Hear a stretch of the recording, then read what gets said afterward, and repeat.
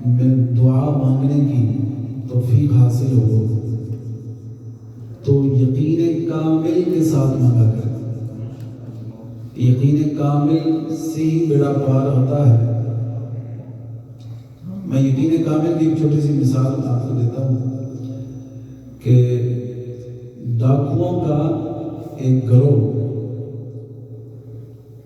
انہوں نے کسی دور کے علاقے کا ارادہ کیا کہ وہاں جا کر ہم اپنا کام کرتے ہیں، ڈاکہ مارتے ہیں۔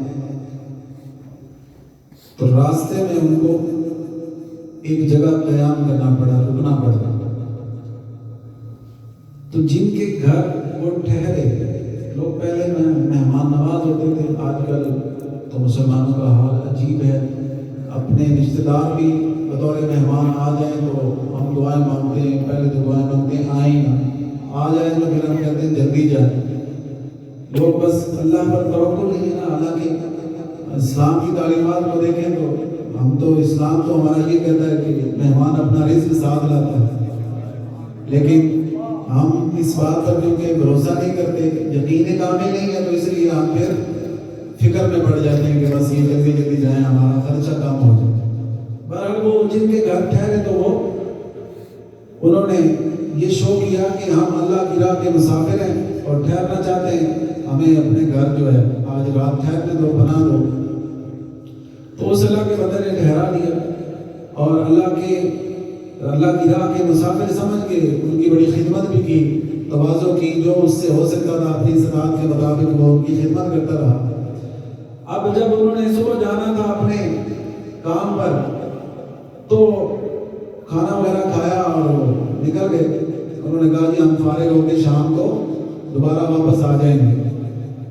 تو اس کا جو بچا ہوا کھانا تھا نا ان ڈاکوؤں کا، کہ جو اللہ کی راہ کے مسافروں کے روپ میں اس گھر میں ٹھہرے تھے، تو اس گھر والے کا ایک بچہ معذور تھا، اپاہج تھا، ہاتھ پاؤں سے معذور تھا۔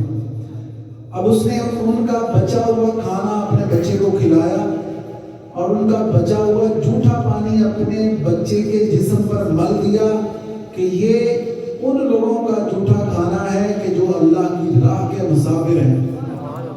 یہ عقیدہ لے کر، یہ اس نے یقین کر کے، یہ نظریہ لے کر، یہ تبرک کے طور پر اس نے ان کا بچا ہوا کھانا اور پانی اپنے بچے کو کھلا دیا، پانی لگا دیا، مالش کر دی اور کھانا کھلا دیا۔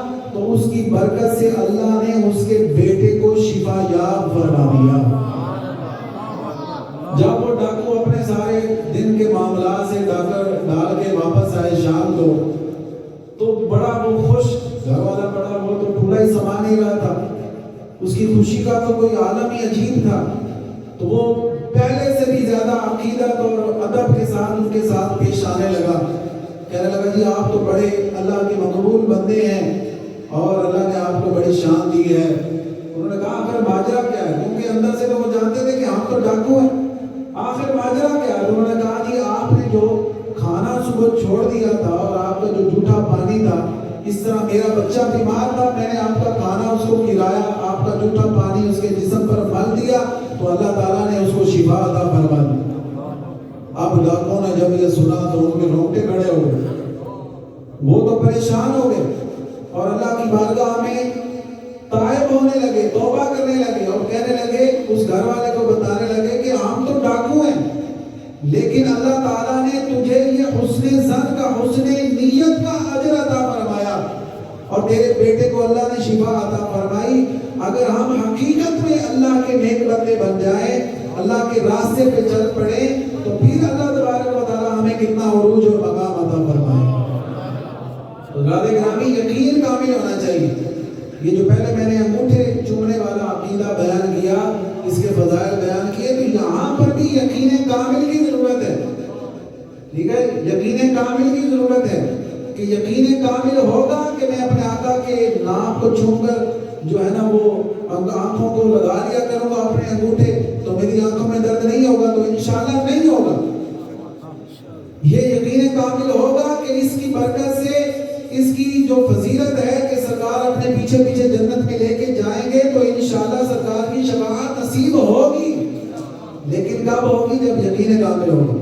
دعا بھی تب قبول ہوتی ہے جب یقین کامل ہو. جب یقین کامل